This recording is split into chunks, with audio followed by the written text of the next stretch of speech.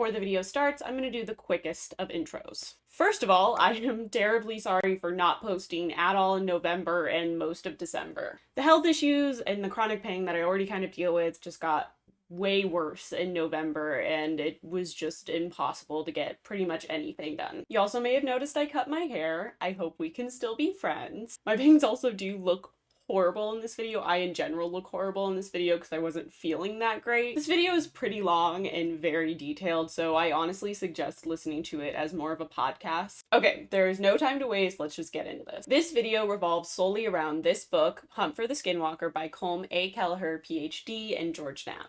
This video is about Skinwalker Ranch, which if you like supernatural shit or UFO shit, you've probably heard of Skinwalker Ranch. This video is part 1 of what will eventually be a 3-part series. In part 1 and part 2, we will just be talking about things in the book, and in part 3, we'll discuss a few other things. Part 2 will be up ASAP, but part 3 will probably be out later in 2022 because after part 2, I kind of just want to work on something else for a while. In this video, we will be discussing key players, background information on skinwalkers, and what the Gormans experienced while living on Skinwalker Ranch, which will be broken up into 5 categories. And you can find the chapters for all of that in the description, so you can skip around if you want. In part 2, we will be going over what the NIDS science team experienced while living on the ranch, as well as some theories as to why the ranch is the way it is. Without further ado, take it away, me with slightly shittier bangs.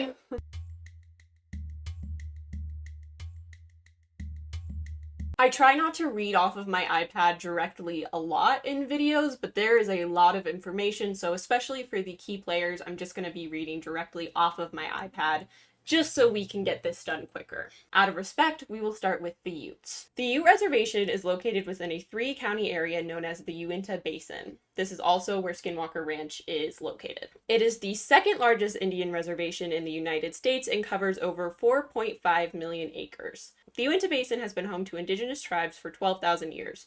The first white people to show up came in the 1770s on a Spanish expedition. In 1861, Lincoln established the Uinta Reservation after the Utes and Mormons had some less than ideal altercations. But I can't imagine why. I mean, it's not like the Mormons and the Spanish came in and tried to push their religion on the Utes and settled on their land.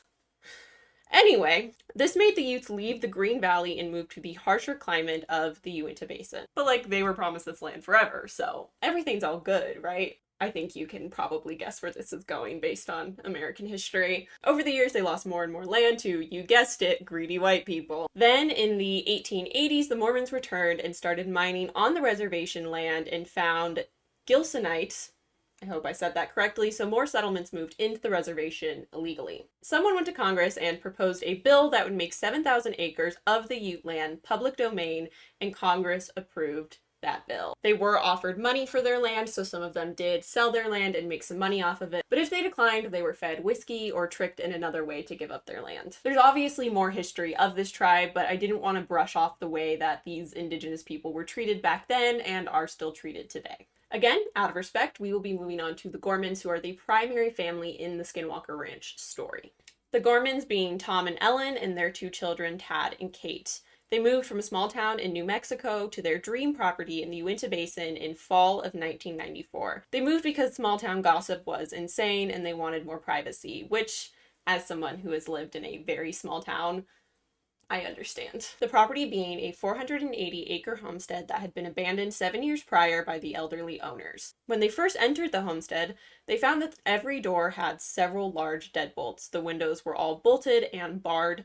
There were also chains for guard dogs on both sides of the house. The Gormans bought it, knowing they'd have to put some work into fixing it up, but they would be making good money with their prized Black Angus cattle. Tom is described as a highly intelligent man with a 6th sense for ranching, and is said to be able to excel at anything he did. Ellen is also highly intelligent and a great businesswoman.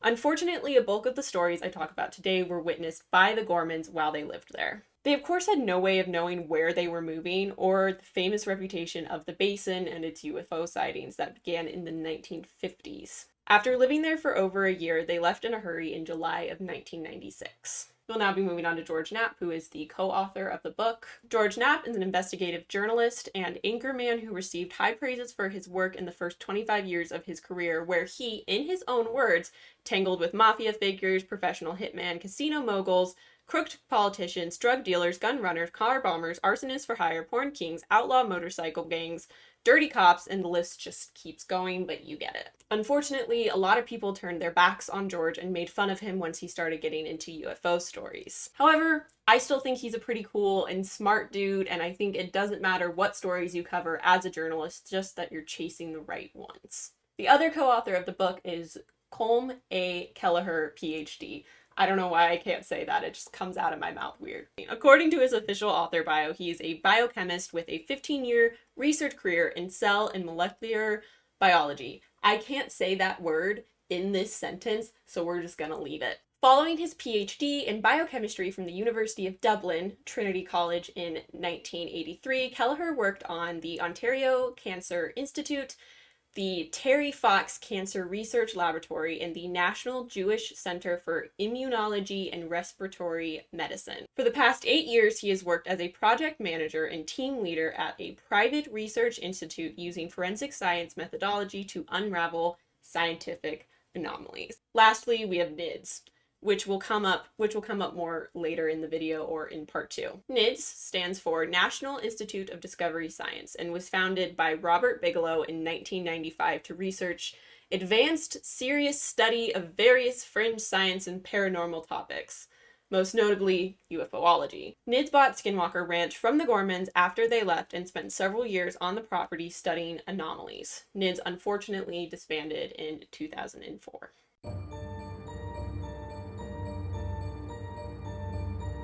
I'd like to start by saying Skinwalker legends and what they are and what they entail vary from one indigenous tribe to another. So what I am discussing is the religion and the cultural lore of southwestern tribes such as the Utes, Dana, and Hopi. As described by this book, Skinwalkers are described as malevolent witches that can alter their appearance at will to take on the shape or characteristics of animals such as wolves, coyotes, birds, basically any animal. The witch might wear the hide of the animal they are transforming into, and when they do, they inherit the strength and speed and all the other abilities of that animal. The Dana believe that skinwalkers can use mind control on their victims to hurt themselves and ultimately end their own lives. Reading directly from the book, according to the University of Nevada, Las Vegas anthropologist Dan Benishek, who specializes in the study of Native Americans of the Southwest, Skinwalkers are purely evil in intent. I'm no expert on it, but the general view is skinwalkers do all sorts of terrible things. They make people sick, they commit murders, they are grave robbers and necrophiliacs. They are greedy and evil people who must kill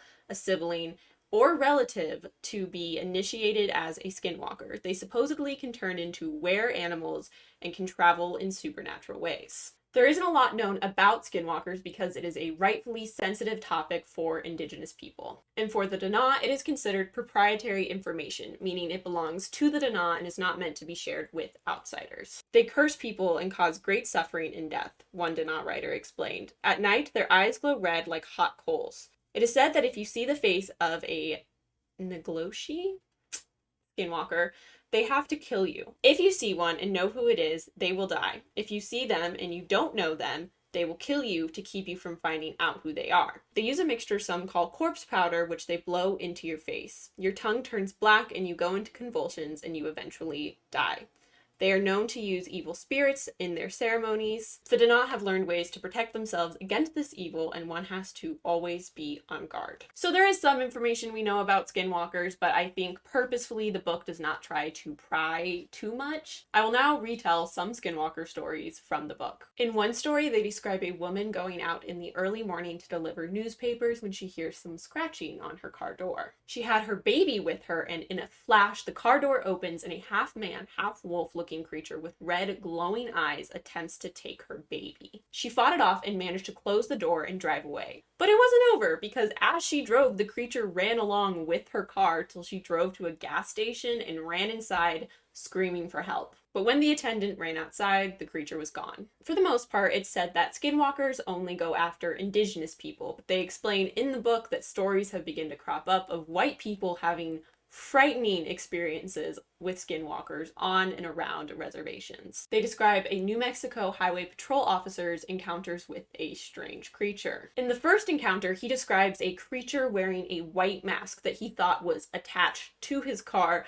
only to find out that, again, the creature was running alongside his car, keeping pace as he sped down the highway. I also want to say, I'm going to smile a lot while I talk about these stories, but it's like an uncomfortable, kind of frightened, oh my god, this is almost kind of cool, but also scared kind of smile. Later, he would be talking with a fellow highway patrol officer and was kind of nervous to bring up the story, but as soon as he did, the other officer explained that he had the same encounter in the same area. The ranch was considered off limits to tribal members for many years because it is in the path of the Skinwalker. But even today, the Utes refuse to step on the land because it's cursed. However, the tribe doesn't believe that the Skinwalkers actually live on the ranch. They believe that they live in a place called the Dark Canyon, which is very close to the ranch. One of the researchers, who was pretty close with the Utes, requested to go explore the canyons, but was denied because the tribe didn't want to disturb the Skinwalkers, which, honestly, fair enough. Another thing the book notes about Skinwalkers and the Utes is that they use the word Skinwalker and Sasquatch almost interchangeably. And apparently, giant footprint pictures have been taken near the ranch, but nobody knows if that's Bigfoot or the Skinwalker, and even those who believe in both have trouble distinguishing the two. And with all the shit that goes on in that area, I can't blame them. A security officer for the tribe shared his own story, claiming one night between midnight and 1 a.m. he was patrolling when he noticed the guard dogs were staring intently out the window but not barking. Initially, he could only see a somewhat round-looking figure, but he could smell something horrible. When it noticed it was being watched by the officer, it looked at him before standing up to reveal it was huge, then vaulted over the low wall that surrounded the porch. The thing then tore through the neighborhood, knocking over trash cans and making every dog bark. The officer said it was so fast it was kind of cool to watch. Later, while patrolling with another officer, they saw it again, though they admit they're not sure if it's the same one. They described it as a big, black, hairy thing, and when it turned around, it had red, glowing eyes. Sound familiar? The same guy explains, according to tribal lore, Sasquatch is an old man that lives in the mountains and doesn't take care of himself, so he smells really bad. He comes down to where the people are and then goes back up. The same security officer explained that he had an encounter with a shapeshifter right outside the Gorman Ranch, which he described as so unusual it was outside of the realm of reality. Several Utes and non-Utes explain that they see skinwalkers all the time, which is terrifying. The book proposes two interesting theories. Are the skinwalkers and the curse just a way to explain tribal misfortune? Or are they relying on the skinwalker legend to explain the strange paranormal encounters that happen on and around the ranch? If a skinwalker really is a shapeshifter capable of mind control and other trickery, might it also have the ability to conjure up nightmarish visions of Bigfoot or UFOs? Could it steal and mutilate cattle, incinerate dogs, generate images of monsters, unknown creatures, or extinct species? And could it also frighten helpless residents with poltergeist-like activity? We can't really answer that question yet because we haven't gone over the wide array of things the Gormans experienced while living on the ranch. The chapter on skinwalkers was placed before most of the Gorman stories, which is why I also decided to use it as background information, so it was something you could keep in mind as we continue on to what the Gormans experienced while they lived on the ranch.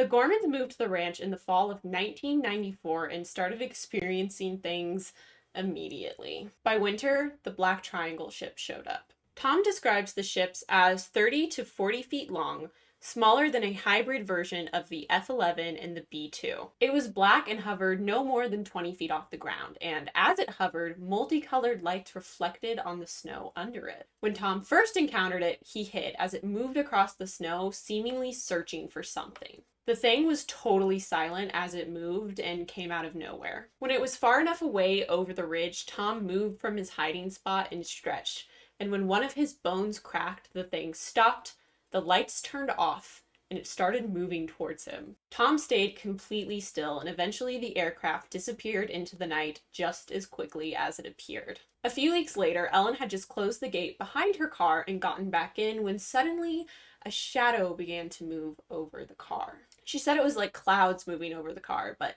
it was night and the sky was clear. She looked up to find it was a large black triangle keeping pace over her car as she drove to the homestead. It made no noise as it hovered 15 to 20 feet above the car. She said she could see the tip out her windshield and the wings out the side windows of her car. She could also see the multicolored lights on the ground next to the car. Ellen was, of course, frightened by this situation and hit the gas to get home quicker. But the thing kept pace with the car as she sped the last quarter-mile home. When she got to the homestead, she stopped and the thing flew over the homestead into the west until she couldn't see it anymore. The Black Triangle ships are connected to an even more unsettling phenomenon that every member of the Gorman family experienced. It is first described as an orange structure in the sky. The structure would appear in the same place every time, hovering low over the cottonwood trees. Tom described it as sometimes looking flat and elongated, and sometimes looked like a perfectly round setting sun.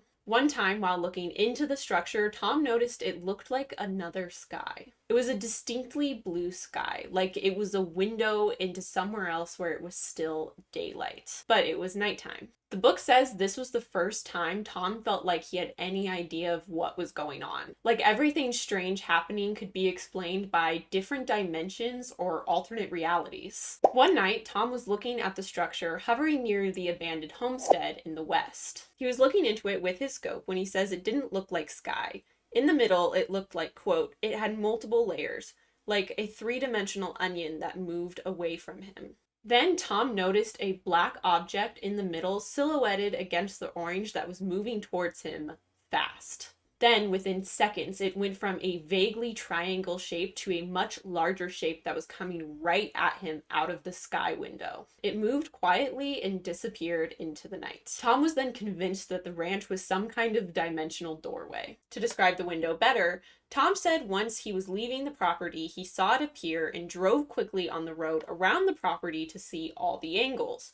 But as he drove, the shape changed, and when he got to a certain point, it disappeared. When he drove on the roadway, it appeared like a faint orange cloud in the sky, almost unnoticeable. This is why no one else in the area was making noise about the weird orange structure in the sky, because it was only visible from the homestead. Now, I'm not really knowledgeable about other dimensions, and honestly, I don't think I believed in them until this book. But honestly, there's not a lot else I can think of to describe a lot of the things that happens in this book. Very strange things of all sorts seem to simply blip in and out of existence, which is again why I put this part at the beginning of this video, because I want you to think about that as we continue. Even if you think this video is getting boring, I promise there is always something bone-chilling around the corner.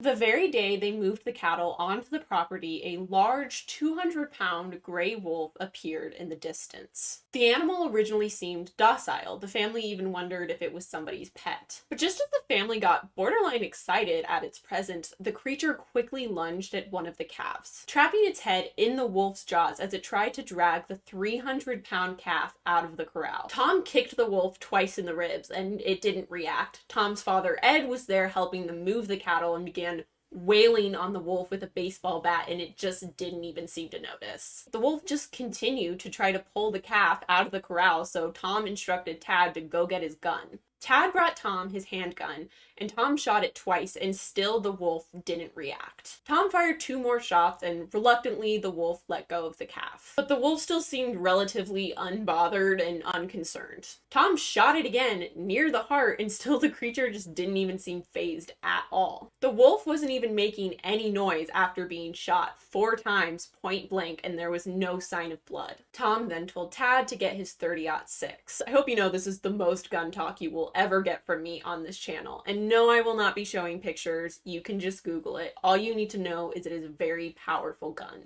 Tom aimed and fired. This time they could hear the sound of the wolf's flesh and bone when it was hit in the shoulder. The wolf recoiled, but ultimately stood calmly. Again, Tom fired at the wolf. This time a chunk of its flesh fell out near the exit wound onto the grass, and still the wolf seemed relatively at peace. Then the wolf calmly turned and trotted away. Tom, being an experienced tracker, decided him and Tad would go after the wolf, and as they did, they saw no blood. They followed the tracks for about a mile when suddenly the tracks ended and it seemingly disappeared. A few weeks later, Ellen had just closed the gate behind her car and gotten back in when she noticed something moving in her peripherals. She gasped when she noticed the blue eyes of a wolf staring back at her. It was huge, and its head was taller than her car. It looked just like the wolf they had previously encountered. Further back, there was another animal, all black and not quite as big as the other wolf. However, that one didn't look much like a wolf at all. It more resembled a weird dog. She said the head was too big for its already oversized body. Ellen hit the gas and sped away. The family would continue to see these animals in the distance, but eventually one day they just never came back. In June of 1996, buzz around the ranch had just begun. I'm not really going to get into it because I just want to talk about the stories and not the outside shit, but it's important to note because this experience involves an outsider. One day, a dude drives onto the ranch and asks if Tad and Tom will drive him out to go somewhere to meditate, and seemingly for their own enjoyment, they let him. While the dude is meditating, Tad and Tom hear the noise of a cowbell in the distance. Important to note that none of their cattle had cowbells and there were no cowbells on the property in general. Then Tom sees what he describes as a big blur moving in the trees very quickly in the distance. It moved from tree to tree almost like it was circling. Then, without warning, it bursts from the tree line and heads straight for the meditator. It stopped just short of the meditator and let out a deep, loud roar described as half bear, half lion. It then darts back into the tree line. Tom describes it then as, quote, a blur of dancing, flickering, wavy lines, like pixelated blocks. The meditator is a huge baby about it, I say, having not experienced anything quite that terrifying. Now, very calmly in this scene, Tom refers to it as a chimera, which, according to Google, is a single organism composed of cells with more than one distinct genotype. But your girl is a mythology and folklore nut, so I know it as the Roman and Greek mythology creature that is a lion's head with a goat middle and the ass of a dragon that is slain by the son of Poseidon. It is also sometimes depicted as the tail being like a snake rather than a dragon. This tangent needs to end. He also describes it as wraith-like, which basically just means a shadowy figure. But my favorite part is later the Gorman family is watching the movie The Predator, and when the Predator is in its invisible camouflagey mode, Tom and Tad freak out because they explain it as that is exactly what they saw. And yeah, that's exactly what he described it as. So not only are there skinwalkers and various mutated wolves, now they're dealing with a predator? I kind of don't want to bring this up because I want this video to be solely about Hunt for the Skinwalker and things in this book. But, and yes, I'm going to bring it up again, in the documentary Missing 411 The Hunted, there is a woman who describes something very similar. Near the end of Missing 411 The Hunted, they talk to a woman named Jan who explains one time while hunting, she saw something she describes as a piece of saran wrap in the trees. And she says it kind of reaches over into another tree with an arm about 14 feet away and moves through the tree lines like that until eventually it disappears. I'll try to put some footage up because they do kind of make a mock, I don't know, animation? It's not animation. They make a thing to make it look like it.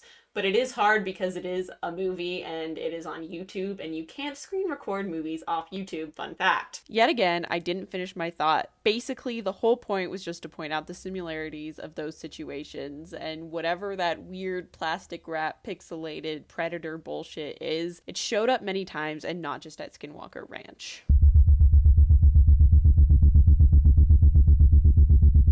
My stomach hurts and I have to be on a plane in 2 days. Let's keep going. Something you need to know about Tom is how much pride he took in his work and how much he cared for his cattle. He would have put himself at risk to save one of them anytime. So one night in winter, when one of his best breeding cows went missing, he went to look for it. He looked everywhere and almost lost hope when finally he found some tracks in the snow. But after a few steps, he noticed his cow was running frantically. Tom was puzzled because predators don't usually hunt in the snow. He followed the tracks into a clearing where they very suddenly ended. There were no crevices to fall into, there was no way it leaped away, the tracks just ended and there was nothing. And nothing human could lift a frantic 1,000-pound cow into the air. It was just gone, and it was never seen again. He would lose 4 more cows this way. In April, Tad was chasing a calf on horseback trying to corral it. As he did, he noticed a heifer struggling in the creek trying to climb the embankment. He decided to continue going after the calf and come back for the heifer. 20 minutes later, he returned to find a horrible scene. The heifer was lying motionless. Her entire rear end had been carved out with what looked like an extremely sharp instrument. Tom came galloping up at the sound of his son's panicked yells. His face turned ashen when he jumped into the canal with his son. There was no blood in the stream. The cut was flawless. It looked as if a 6-inch diameter, perfectly circular saw with a sucking device had jammed into the heifer's rear end and effortlessly sucked out the entire insides of the animal without any loss of blood. And it happened right in the middle of a heavy rainstorm. 3 months later, Tom discovered yet another mutilated cow. Before I say this next part, I'm gonna need y'all to promise not to be weird in the comments. I want all of you weirdos here with me, but I also am small enough that I see every single comment, so when you say some out-of-pocket shit, I gotta decide what to do with it, because it's just there. It's not gonna get lost in other comments. Tom found a 4-year-old cow near some bushes. The cow's reproductive organs and rear end had been carved out just like the one before. A few seconds later, Tom noticed the cow's ear had also been skillfully removed. Right next to the cow's shoulder, Tom found a brown pool of liquid that was about 2 inches in diameter and appeared to be evaporating. When he put his finger in it, he found that it was a thin, cold, gel-like substance, and when he smelled it, he said it smelled like chemicals, but not like anything he had ever smelled before. He attempted to take a sample of it, but by the time he rode home and came back, it was gone. He would lose 2 more cows this way. Each time he would see a light flitting around his animal, and each time it happened during a heavy rainstorm with lightning and thunder. Tom also noted that the cattle should have been decaying much quicker than they were given the temperature and the humidity. Of course, you and I have heard about cattle mutilations before, but Tom had only kind of heard of them and never put much weight into them. Personally, it's not my favorite thing to study, even though I do think it is really interesting and kind of a weird, fascinating thing, but I'm not super into the pictures. Like, part of me just also feels like really sad about it. I guess I also don't like to think that aliens are here to like hurt living things, but they do. And they hurt humans too. But that's for a different video.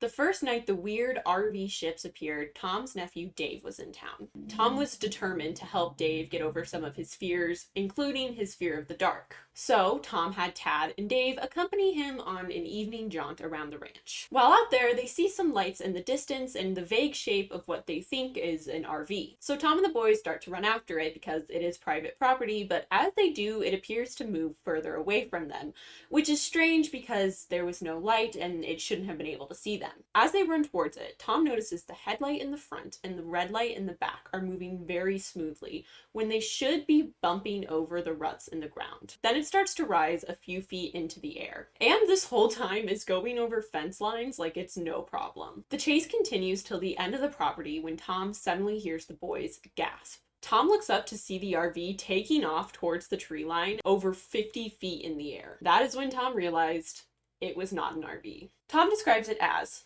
the object was roughly oblong, shaped like a large refrigerator, with a headlight in the front and a red light in the back, which to me still sounds like an RV, kind of like an Airstream, so that is what I'm going to continue to picture. A few days later, Tom and Ellen were walking around the property, just talking, like you do, when a loud metallic sound cut through the area. Tom and Ellen stop, and then a few seconds later, they hear it again. They said it sounded like metal being banged against metal, and it came from about 100 feet above them in the darkness. Then, in the distance, Ellen sees a vehicle. Tom was pretty sure it was just some lost miners. Miners like the 7 dwarves, not like children. So they started walking towards it. As they did, the RV lifted and moved about 50 yards away from them. That's when Tom recognized it as the thing he, Tad, and Dave had seen. Again, they got closer, but it just smoothly glided away from them. They continued to chase it, but every time they did, it moved. Again, behind them, they heard the metallic sound, so they turned to see what it was, and when they looked back, the RV was gone. The same night Ellen experienced the Black Triangle ship was a night that Tom, Tad, and Kate were out of town. Ellen was washing dishes when she noticed an RV parked in the pasture about 200 yards away. She said that the inside of the RV was brightly lit and she could see a desk. Then a figure dressed in all black sat behind the desk. The figure suddenly stood up and went to what appeared to be a light-filled doorway. The size of the figure outlined against the brightly lit interior of the RV gave her chills. The figure looked huge and probably male. If that was a normal RV doorway, he was maybe 7 feet tall, and he appeared to be wearing all black clothing, something like a black visor over his face and knee-high boots. She then noticed, as the figure was looking out of the brightly lit doorway, it was staring directly at her. She quickly closed the curtains and called Tom and begged him to come back, and honestly, I don't blame her. The next morning, when Tom arrived, they decided to walk out to where the RV had been. There, they found large boot prints in the mud. Tom says they were about 18 inches long. Tom had never seen boot prints like this before. There were no ribs, just a smooth print with a very prominent, rounded heel. That's when the Gormans decided the kids would no longer be allowed outside at night by themselves. So this was obviously scary. I want to be like, Ellen was overreacting, but there are 3 separate stories in which she was targeted while she was alone. The RV is obviously some kind of ship. But the scariest thing, and especially for it being Ellen, is that it didn't move away and she actually saw something inside of it, and the figure basically exposed itself to her. That only happens to her. She is the only one who experiences that. And I think it is really scary the way that it targeted her specifically for some reason. I want to tack something else little on the end of this part too while we're here. Ellen is also the first one to be targeted by things going missing and reappearing in the homestead. She thought she was going crazy and kept it to herself at first until Tom came in one night and was furious that his post digger had gone missing. And then Ellen explained to him that her and the kids had all been right there, nobody had been outside, and then eventually she decides to confess to Tom about things going missing in the house and reappearing in strange places. Also, BTW, again, just to tack this on at the end, Tom's post digger was found, what I believe is several months later, because the timeline is kind of messed up, but it is a 70-pound post digger, and they found it in a tree.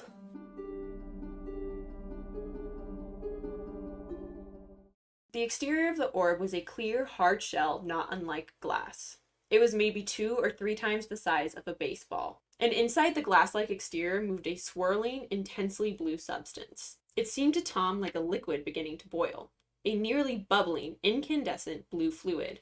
He could hear faint crackling sounds from the object like static electricity sometimes makes. That is a description from the first time Tom and Ellen see the orb. I'm not really going to go into full detail about that story because it's literally just they see the orb. It's kind of floating around the cattle, but the cattle just kind of like ignore it. Nobody really cares. Later that day, Tom and Ellen are inside the house when the blue orb floats past their window and causes the lights to dim. And only when it was several feet away did the lights return to normal. Several times in the paragraph, they refer to the orb as floating lazily, which I just think is funny because it honestly put the fear of God into both of them. And then the authors are like, it just lazily flew past the window. It lazily flew over the ridge. They're like, this is terrifying. And the authors were like, it's terrifying, but also it's chill or whatever, even though it ends up doing like horrible things.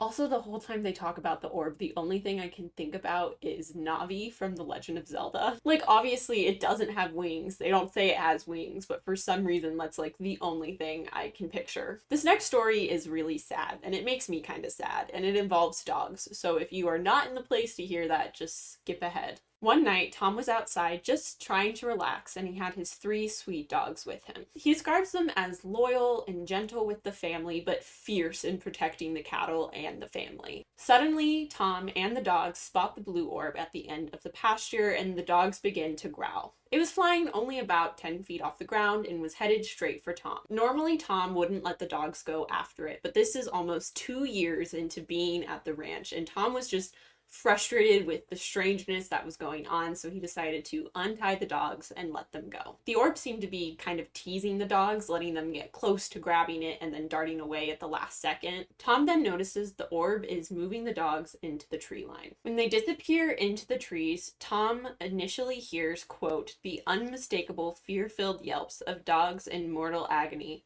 then an eerie silence. Tom waited for a few hours for them to come back, but they never did. So eventually, brokenhearted, he went back inside. In the morning, he went to where they had disappeared and immediately smelled burning flesh. Inside the tree line, there was a small clearing where he found 3 circles of brown grass with black shriveled messes in the middle of each. Within hours, Tom gathered his family and finally agreed, as they had insisted, to sell the ranch.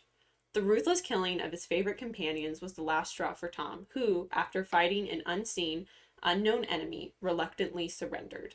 By July 1996, the family had had enough. None of them had slept well in months. Now the Gormans finally understood the weird arrangement of deadbolts they found throughout the house, a mere 20 months before.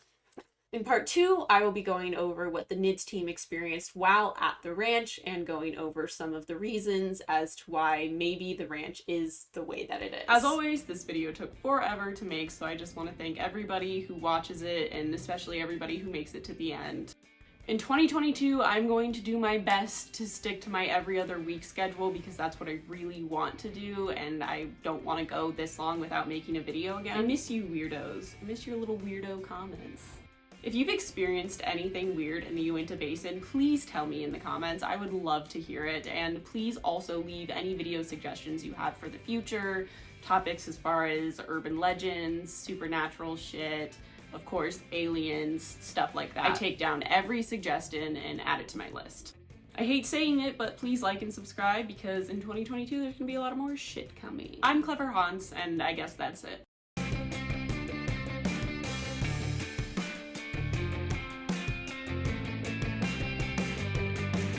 Molecular cell and molecular cell and molecular